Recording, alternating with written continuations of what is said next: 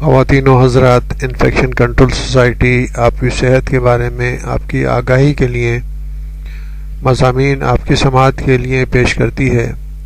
ہم کچھ ایسے مضامین بھی آپ کو سناتے ہیں جن کی اوپر ہم سب کو توجہ کرنی چاہیے، اور ان کے حوالے سے جو مسائل پیدا ہوں گے اور جو اموات واقع ہوں گی یا بیماریاں واقع ہوں گی تو ہم کس طرح ان کو کنٹرول کر سکتے ہیں، تاکہ ہم اپنے ملک میں جو غریب افراد ہیں ان کے لیے کس طرح ہم ہیلپ کر سکتے ہیں۔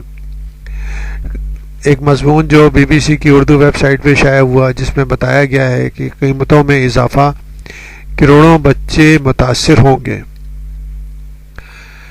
اس کے مضمون سے استفادہ حاصل کرتے ہوئے ہم اپنے سامعین کے لیے کچھ معلومات پیش کرنا چاہیں گے۔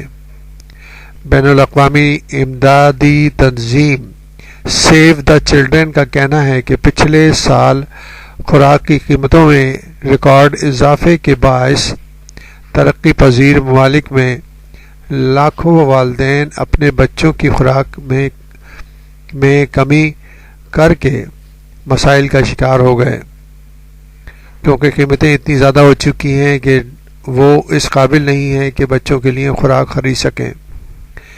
امدادی تنظیم نے یہ بات اپنی رپورٹ میں کہی ہے کہ جس میں بھارت، بنگلہ دیش، پیرو، پاکستان اور نائجیریا میں سروے کیا گیا ہے۔ تنظیم کے مطابق یہ وہ 5 ممالک ہیں جہاں دنیا میں غذائی قلت سے متاثر بچوں کی آدھی تعداد رہتی ہے۔ تنظیم کے مطابق 6 میں سے ایک خاندان کا کہنا ہے کہ اس نے اپنے بچوں کو اسکول چھڑوا کر اپنے ساتھ کام پر لگا لیا تاکہ مہنگائی میں خوراک پوری کی جا سکے۔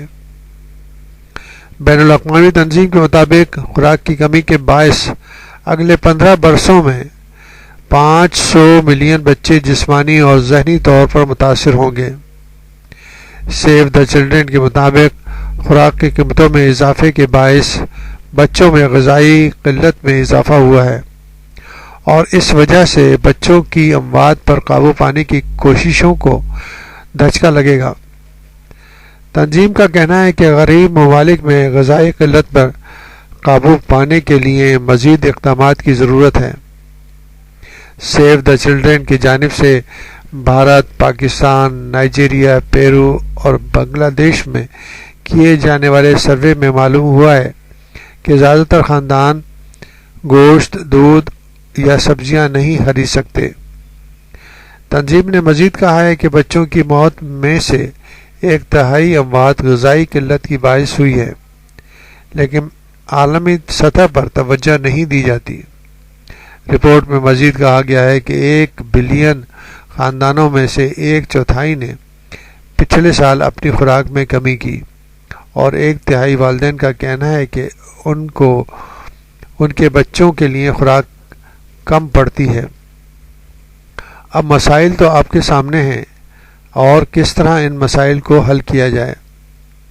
جو لوگ یہ آواز سن رہے ہیں ان کو چاہیے کہ وہ جس طرح بھی ان غریب ممالک میں بچوں کی مدد کر سکتے ہیں، یا جو تنظیمیں یہ کام کر رہی ہیں ان کے ذریعے وہ اپنی ہیلپ پہنچا سکتے ہیں، تاکہ ان بچوں کو جو کہ غذائی لحاظ سے کمزور ہیں یا ان کے لیے مسائل پیدا ہو رہے ہیں، بیماریاں پیدا ہو رہی ہیں، وہ اس سے بچ سکیں۔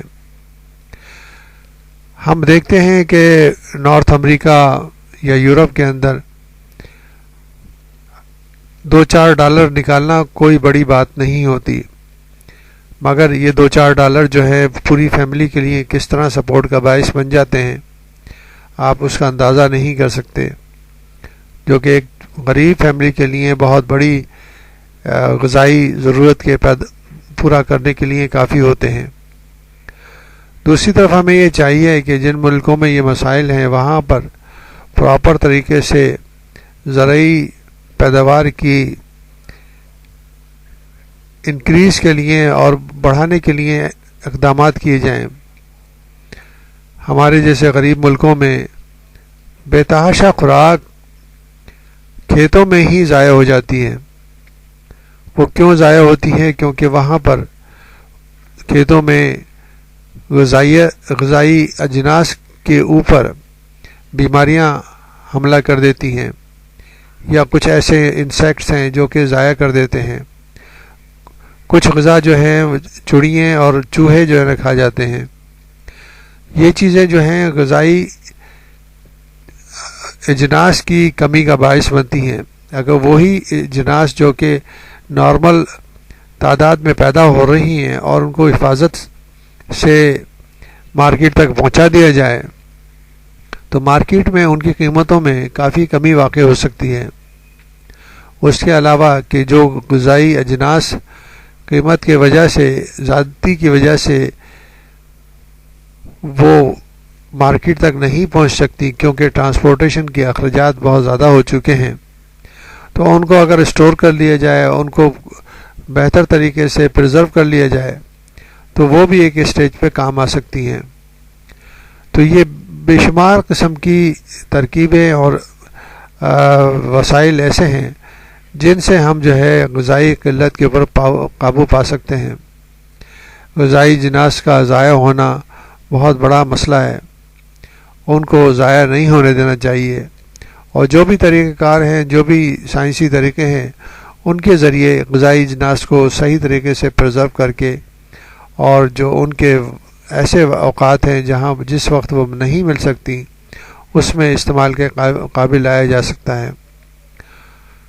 بہتر شعور، بہتر آگہی پیدا کر کے ہم غربت کے مسائل کو دور کر سکتے ہیں.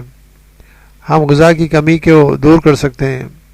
لوگوں کو بہتر طریقے سے انفارمیشن پہنچا کے، تعلیم پہنچا کے لوگوں کو بھی ان ایسے طریقے سکھا سکتے ہیں کہ وہ بھی اپنی غذائی اجناس کچھ اپنے طور پر بھی پیدا کر سکتے ہیں، جس کے ذریعے وہ اپنے بچوں کے لیے، اپنے فیملی کے لیے بہتر خوراک پیدا کرنے کے قابل ہو سکتے ہیں.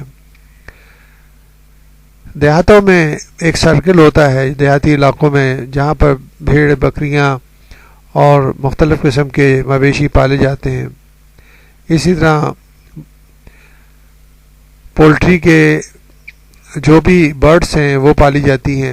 اسی طرح اور جو چیزیں ہیں، ڈکس پالی جاتی ہیں. ایک سائیکل سا بن جاتا ہے جو کہ ایک دوسرے کو سپورٹ کرتا ہے، اور اسی سائیکل میں انسان بھی رہتا ہے.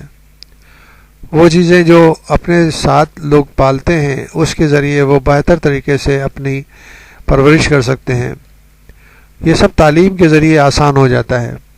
اگر صحیح تعلیم وہاں تک پہنچ سکے، غریب لوگوں تک پہنچ سکے، اور ان کو بتایا جا سکے کہ کس طریقے سے وہ بہتر طریقے سے اپنے لیے خوراک آسانی سے مہیا کر سکتے ہیں، تو یہ مسائل بہت حد تک ختم ہو سکتے ہیں. تو بہتر یہی ہے کہ ہم ان علاقوں میں بہتر تعلیمی سہولتیں فراہم کر کے ان مسائل کو ختم کر سکتے ہیں.